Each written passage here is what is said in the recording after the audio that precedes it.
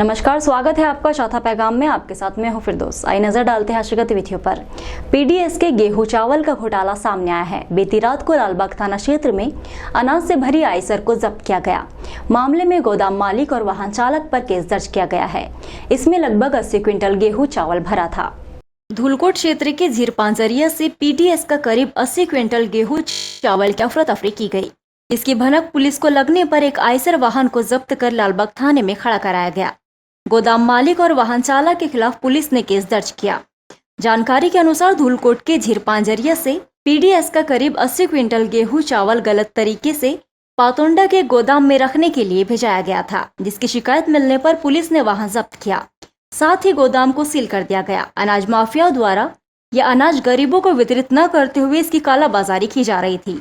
जिले में सार्वजनिक वितरण प्रणाली के अनाज की अफरा तफरी का काम सालों से चला आ रहा है।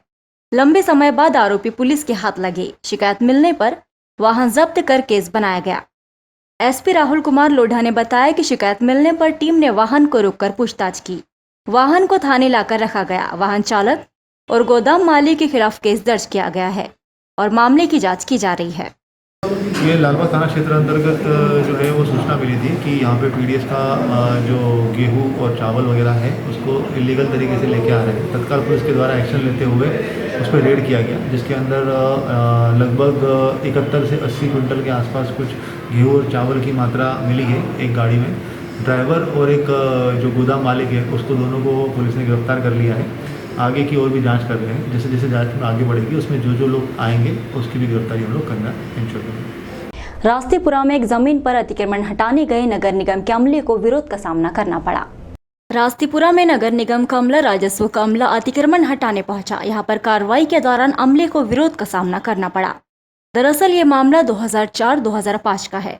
आवेदक अर्चना ठाकुर ने कोर्ट में केस लगाया था। आवेदक मुन्ना ठाकुर द्वारा सरकारी भूमि पर अवैध रूप से कब्जा कर निर्माण कर लिया गया है, जिसके बाद 16 साल के बाद कोर्ट ने आवेदिका ठाकुर के पक्ष में फैसला लेते हुए सरकारी जमीन पर बने मुन्ना ठाकुर के अतिक्रमण को तोड़ने का काम शुरू किया। वही कार्रवाई करने पहुंचे नगर निगम और राजस्व के अमले को विरोध का सामना करना पड़ा। दूसरे पक्ष मुन्ना ठाकुर के परिवार का कहना है कि ये कार्रवाई गलत हो रही है। ये जमीन सरफराज मीर के नाम से आवंटित है और नक्शे खतरे में हमारा नाम है, हमारा भूमि का नक्शा है और खसरा है। उसके बावजूद ये कार्रवाई गलत है। इसी तरह कार्रवाई की तो हमारा पूरा परिवार आत्मदाह कर लेगा। वह इस पूरे मामले में तहसीलदार मुकेश काशिव ने बताया कि कोर्ट में पुराना मामला चल रहा था, जिसका फैसला अर्चना ठाकुर के पक्ष में आया है, इसलिए इस भूमि पर से अतिक्रमण तोड़ा जा रहा है। गलत है। क्या हो रहा है ये बताइए। ये जो है पूरा मोहल्ला जो है सरफराज मीर के नाम से आज भी खसरा निकालने जाओ, ये कल की तारीख में मेरा खसरा निकला हुआ है। इसमें मेरा नाम है, बाकायदा सब कुछ है, दूसरे लोगों के भी नाम है, तो मेरा कैसा अतिक्रमण हो गया? क्या बोल रहे हैं अधिकारी? क्या बोल रहे हैं? अधिकारी कह रहे कि नहीं ये गलत है। गलत है तो कौन ये सरकार ने ही बना के दिया ना, किसी और ने थोड़ा बना के दिया। तहसीलदार के हाथ में बना सब कुछ है, ऐसा तो है नहीं कि तहसीलदार वही है ना। आप लोग क्या चाहते हो, क्या कर रहे ये हो? कार्रवाई रुकाया जाए, जो नहीं तो हमको इसका फिर भुगतान दिया जाए। ये अर्चना जो ठाकुर है और ये जो सामने अनावेदक गण है, इन लोगों के विरुद्ध 2004-05 से प्रकरण न्यायालय में चल रहा था, जो कि रेवेन्यू बोर्ड और रेवेन्यू बोर्ड से हाई कोर्ट से फिर सिविल कोर्ट हर जगह गए, किंतु अनावेदक गण जो हैं इनको कोई भी रिलीफ नहीं मिला। फिर ये हमें वरिष्ठ से आदेश प्राप्त हुआ कि इनको तोड़ा जाना है, अतिक्रमण है। तो जनहित में और न्याय हित में आज हम इसको तोड़ रहे हैं। बहुचर्चित शिक्षक भर्ती घोटाले में पुलिस को सफलता मिली है। 2 शिक्षकों को और गिरफ्तार किया गया। अभी 84 फर्जी शिक्षकों की गिरफ्तारी शेष है। बुरहानपुर जिले में व्यावसायिक परीक्षा मंडल के तहत आयोजित शिक्षा भर्ती परीक्षा में शामिल 2 शिक्षकों को पुलिस ने गिरफ्तार किया है। मामले में करीब 90 शिक्षकों के खिलाफ केस दर्ज किए गए। पूर्व में 4 की गिरफ्तारी हो चुकी थी। अब 84 शिक्षक और शेष है, जिनकी गिरफ्तारी होना बाकी है। पुलिस ने जिन 2 शिक्षकों को गिरफ्तार किया उनमें रविंद्र पिता विठल गावस्कर निवासी करीमनगर चिंचाला, श्रीकांत पिता मधुकर चिमनकारी निवासी लालबाग शामिल है। यह आरोपी शिक्षक 5 साल से 25,000 रुपये प्रति माह सैलरी ले रहे थे। शिक्षा विभाग के बाबू ज्योति खत्री और भारत शाह ने उन्हें फर्जी प्रमाण पत्र नियुक्ति पत्र बनाकर दिया था। वर्तमान में दोनों आरोपी सब्जी बेच रहे थे। जल्द अन्य आरोपियों को भी पकड़ेंगे।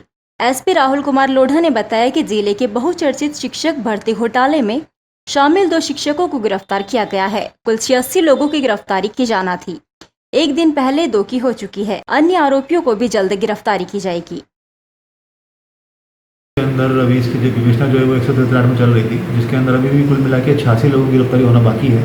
उसमें कल 2 लोगों की गिरफ्तारी पुलिस ने की है और पूरा हम लोगों ने भी खाका बनवाया है। आगे आने वाले दिनों में हम लोग धीरे धीरे करके सभी लोगों के ऊपर जैसे जैसे उनके डॉक्यूमेंट्स और साक्ष्य पूरे एकत्रित हो जाएंगे उसी हिसाब से गिरफ्तारी करना भी सुनिश्चित। सर 2 लोग जो गिरफ्तार, इनके नाम क्या हो, कहाँ से? एक चिमन कार्य करके है और एक रविंद्र नाम है उसका। दोनों 2 लोगों को गिरफ्तार किया गया। सूदखोरों के हौसले इतने बुलंद हो गए हैं कि अब जनप्रतिनिधि भी उनसे परेशान है। ताजा उदाहरण है, पूर्व महापौर की बहू ने कोतवाली थाने में सूदखोर के खिलाफ शिकायत की है, जिसके बाद पुलिस ने सूदखोर को गिरफ्तार कर लिया। धीरे धीरे सूदखोरों का जाल बढ़ रहा है और इसके कारण कई लोग प्रत्यक्ष अप्रत्यक्ष रूप से परेशान हैं। कई युवा सूदखोरों के आतंक के कारण शहर छोड़कर चले गए। प्रदेश सरकार ने सूदखोरों के खिलाफ मुहिम छेड़ दी है, जिसका पहला उदाहरण बुरहानपुर में आया है। सत्ता पक्ष के पूर्व महापौर अनिल भोसले की बहू अलका भुजुड़े ने कोतवाली थाने में शिकायत की है कि उसके पति राजू भुजुड़े ने 1,90,000 आकाश कछुआ से लिए थे, लेकिन सूदखोर आकाश कछुआ 4 लाख रुपए ले चुका है और 5 लाख की डिमांड कर रहा है और इसके पास लाइसेंस भी नहीं है, जिसके बाद पुलिस ने युवक को गिरफ्तार कर लिया। डाकवाड़ी निवासी अलका भुजड़े द्वारा एक आवेदन प्रस्तुत कर सूदखोरी के विरुद्ध शिकायत की गई थी। वर्तमान में मध्य प्रदेश शासन द्वारा माननीय मुख्यमंत्री महोदय के निर्देश अनुसार संपूर्ण मध्य प्रदेश में सूदखोरी के विरुद्ध अभियान छेड़ा हुआ है। उसी के अंतर्गत ये शिकायत को गंभीरता से लेते हुए दर्ज किया गया और अनावेदक आकाश कछुआ के विरुद्ध कार्रवाई की गई। उसके पास से ब्लैंक चेक भी बरामद किया गया और आज उसे न्यायालय पेश किया। कितनी राशि दी थी और क्या प्रताड़ित किया था? इन लोगों इनकी शिकायत में इनके द्वारा 1,90,000 रुपये उससे लेना और 4 लाख रुपए वापस कर देना। इसके बाद भी अभी 5 लाख की डिमांड हो रही थी, जो ब्याज के पैसे का अंश था और तकरीबन 10 से 15% पर के ब्याज पर पैसा लिया। क्या इसके बाद लाइसेंस था? ये लाइसेंसहीन है सर। ऐसे और अन्य लोगों पर भी और भी लोगों के विरुद्ध कार्रवाई होने वाली। कल शिकारपुरा और गणपति नाका में भी शायद कार्रवाई होगी। विद्युत मंडल पर लोगों का हुजूम देखने को मिला। दरअसल जो बिल सरकार ने माफ करने का ऐलान किया था, वही बिल लोगों को थमा दिए गए। इसके बाद लोग आनन फानन में बिल भरने पहुंचे।